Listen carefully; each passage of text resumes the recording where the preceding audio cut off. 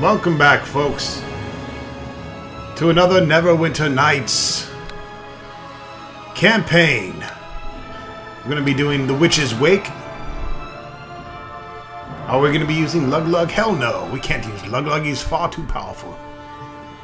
Instead, we're going to be using our beloved character, Ron Stark, the chaotic evil wizard. The nomads of battle raged around you.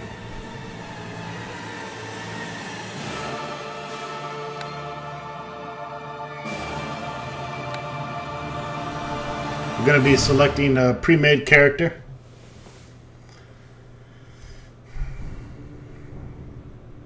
I've already created Ron Stark the Wizard. He has 16 Dex, 16 Constitution, and 16 Intelligence. 8 Strength, Wisdom, and Charisma. 13 Armor Class, and 7 whopping hit points. Quite a drastic difference from the 500 plus that Lug had. And as you will soon see, I still think I'm Lug.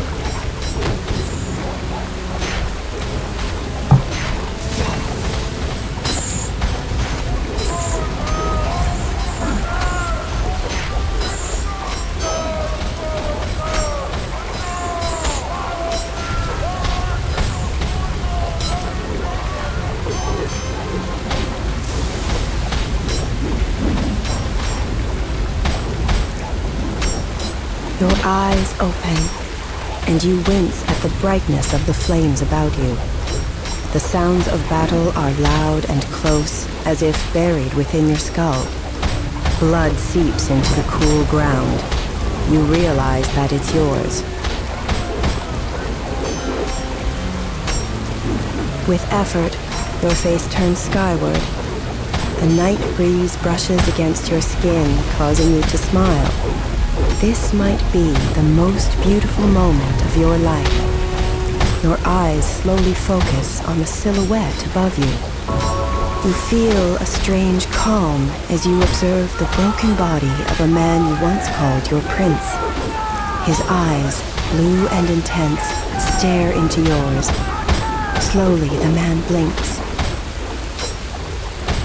My liege! Please, he whispers. His smile soft but gruesome. Blood pulses from the corner of the prince's lips. His voice is liquid. You must tell the king. He coughs, the pain rolling his eyes back to bare their whites. I know you are. Strong, my prince. You always were. Eyes closed now, his breathing labored.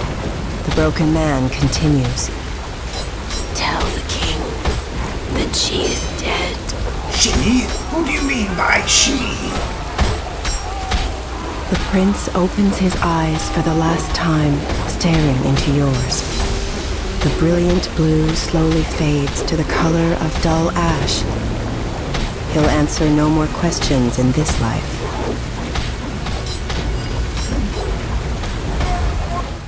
Welcome to Witch's Wake. The world is dark and still beneath your lidded eyes. Your head aches, and your mouth is dry and wooden. You lie there, too sore to move, the prince's voice still echoing from across some distant void. Suddenly you feel the touch of human hands. They scurry like rats across your body, and you feel a tugging as they reach your finger. The breeze fills with a muttered curse and the scrape of metal.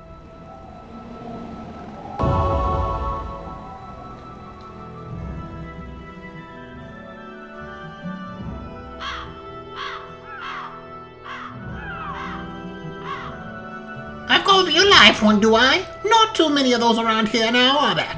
The old woman eyes you critically. Welcome back to the land of the living, then. Have you got a name? Motherfucker? Thankfully still intact, your hand wears the blood and muck of last night's battle. Beneath the grime, your hands are deeply tanned. You notice a pale band around your ring finger, free of tan and dirt. Where's my ring, you old scraggly bitch thief? You got the eyes of a man who had the look of death not 5 minutes ago. Well, I found plenty of rings today. Can't say I know which one might be yours now, can I? I reckon about half of you are iron and the others. The woman scowls the ground. Hoy, and some of yours were gold. Now, I told you you'd probably steal them all. The hairs on your arm begin to rebel against the blood and grime. An iron ring, you remember it, chaotic fingers dancing around its outer band. Was it yours? It is important somehow, of that you are sure. Iron! The iron one was mine! Take it then, and good riddance to it. Maybe it's worth something where you all come from, but I won't be able to get as much as a few coppers for it up in Broken Arms. You slip the iron ring into your pocket. What's happened here? Brogan's Arm, what's that? Brogan's would be a village of burrow dwarves you'll find in the pass and south a ways. If you made it this far, you must have passed through the arms at some point. Barrow dwarves? They were known as kind dwarves once, hey? Even then they were pale of flesh and stern of countenance. It'd be said they bury the dead above the ground, neath mounds of stone. The old woman shrugs and picks something from beneath her fingernails. They be less than what they once was, but they still buy my rags and pickings all the same. What's happened here? Don't rightly know, but all you sure cost not the same. It's like you came up here to kill yourselves. I've heard of places where soldiers do that if they've been dishonored. Judging by how you're still alive, I reckon you didn't even do a good job of that. The old woman gives you a sidelong glance. You ain't from these parts, are you? What is this place? I don't know, I don't think so. Aye, I can tell by the shift in your eyes, the way your cheekbones angle. You're from somewhere south, far south, and making matters worse is the fact that you seem a little short on memories. Well, if I were you, I'd go find the night hag up in the pass and ask her real nicely for help. The village folk are frightened of her, and rightly so, but she'll know what to do. In the meantime, you can help me scavenge from the bodies of the fallen brethren here. It's a dirty task, but I'll pay you for what you find, and give goods in trade if you'd be interested. Fine, I'll do it. Now I have to warn you right now, I'm actually re-recording this voice after I shot the video. I think my mic was off or something happened, but I lost all my voice, so it's going to be very minimal. I'm just going to be talking during the actual dialogue for this video and the next, I think. After that, everything should be hunky-dory.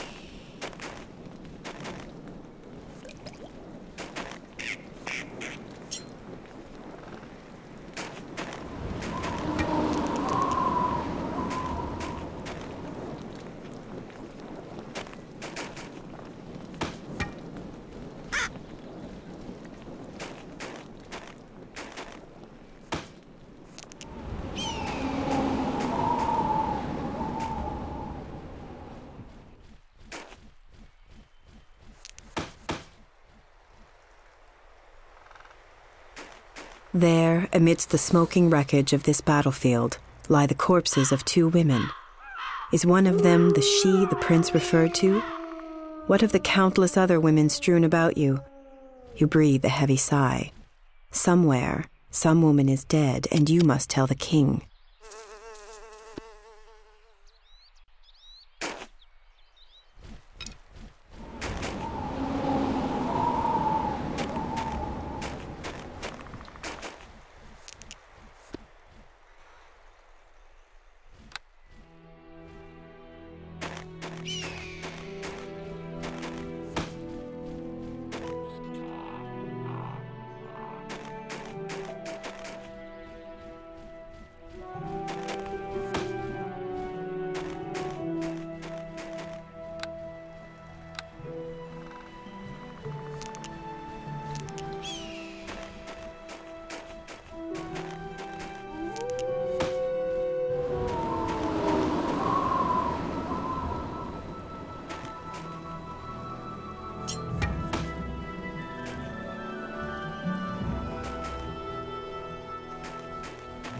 You shiver in the cold. Snow is beginning to drift around the corpse before you, blood and sweat slowly turning her uniform into a frozen carapace. You're sure of it now. Every last one of them wore black and white, the king's colors, same as you. Steeling your nerves for the dirty task, you approach the dead.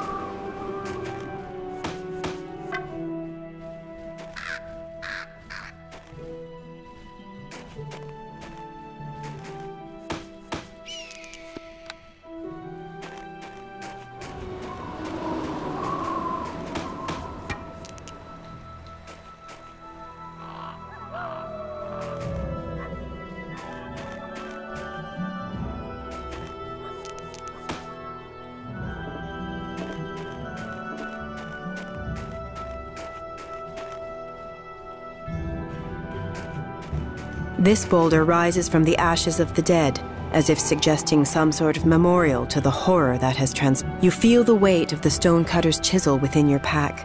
If only you had something with which to hammer it.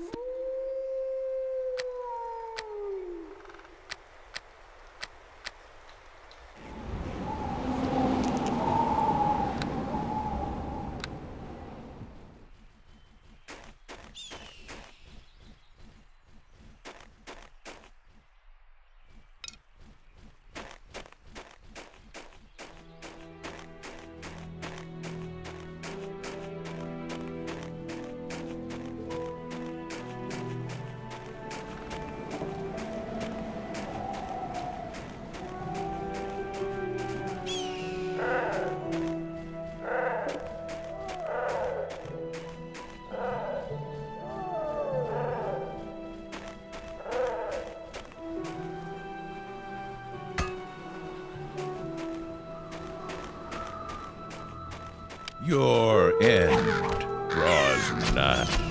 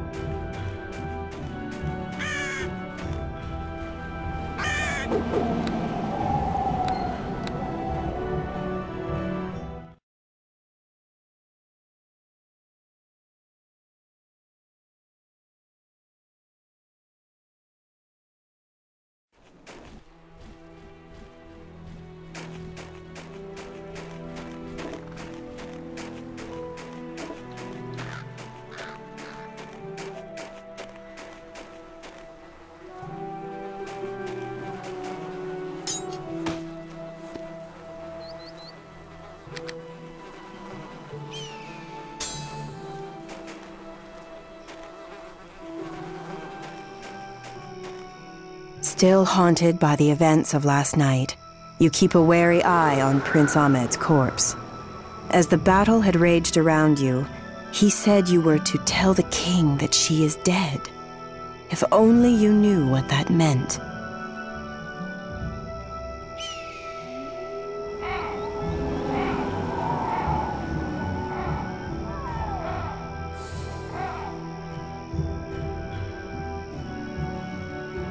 Prince Ahmed's glassy-eyed corpse gazes up at you from the frozen ground. A gaping wound in his chest marks the place where the pike pierced him.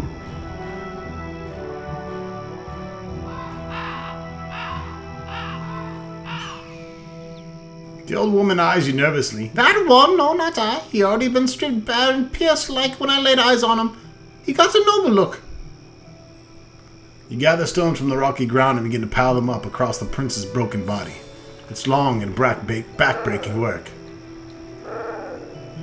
As the cairn grows around the body of the prince, you begin to feel very alone. An icy mist is rolling in from the east horizon, and you know it will envelop him. The thought of it leaves you numb. At last, the cairn is complete. The mists grow ever closer. Shit's getting real.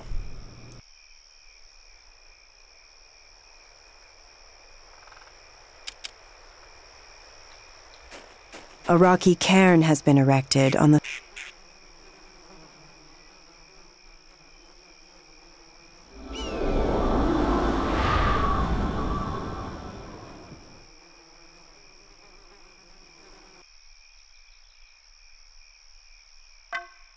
A rocky cairn has been erected.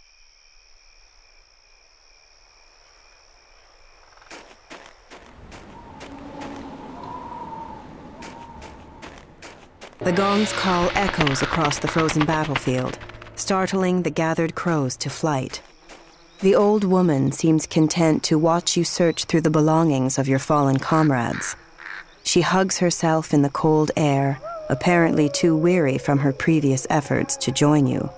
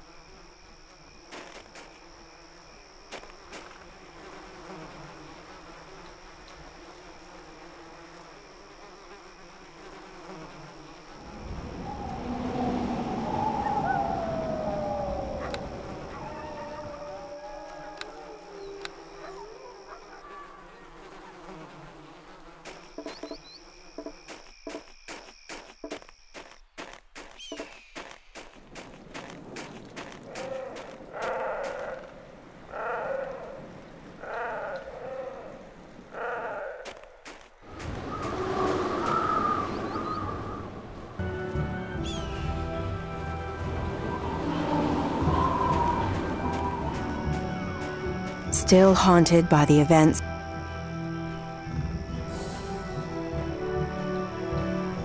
The old woman seems content to watch you. Prince Ahmed's glassy eye.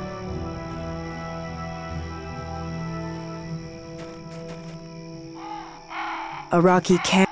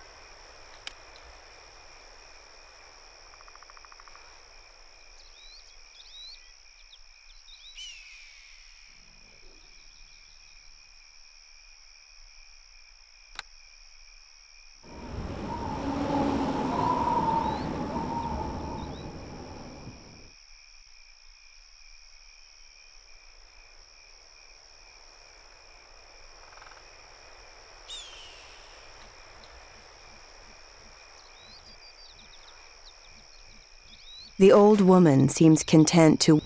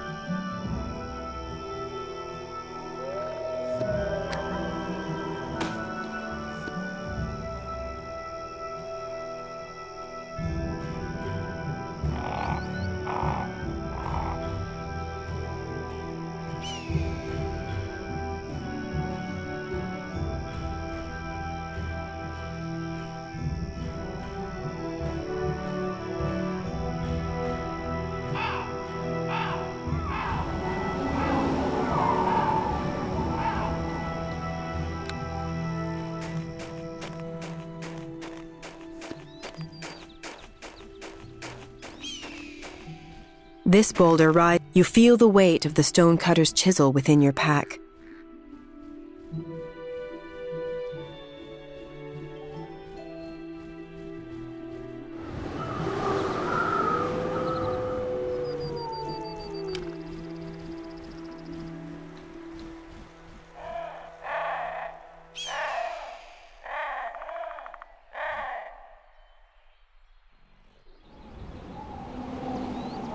This boulder rises from the ashes. You take the stonecutter's.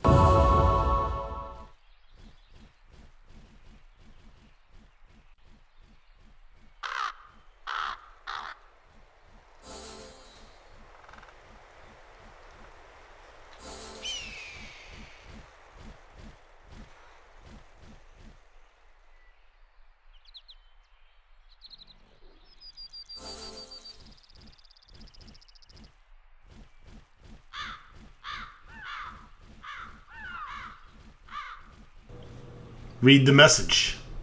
The lettering, though simple, is clean and straight, obviously carved with great love and care. The lines are deep and visible, even from a fair distance. To whoever reads this, I am still alive, and I'm very, very angry. Ron Stuck.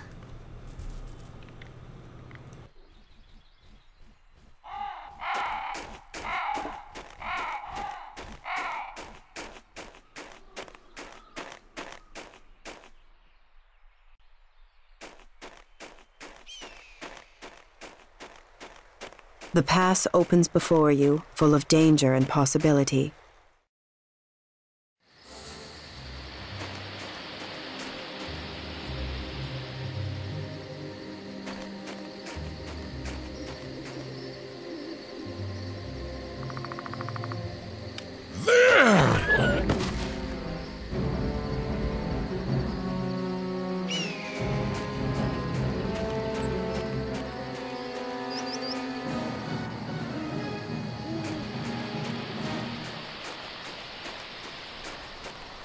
Your end draws nigh.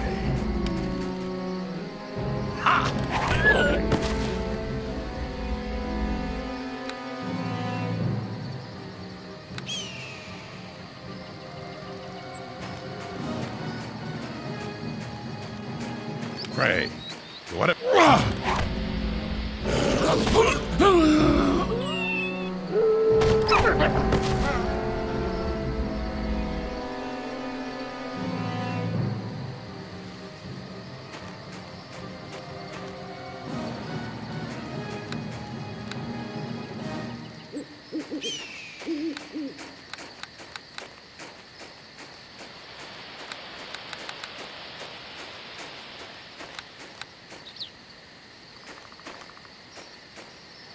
Pray to whatever gods you worship.